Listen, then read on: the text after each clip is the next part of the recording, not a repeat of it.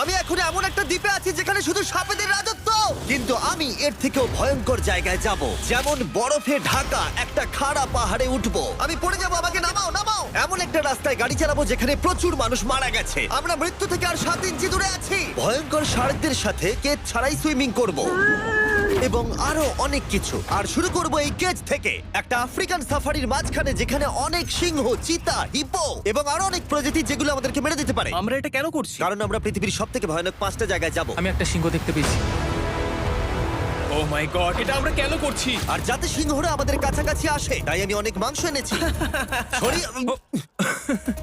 এবং কেজের চারপাশেও ঝুলিয়ে দেব। ও ভাই, আমরা বেঁচে ফিরবো তো?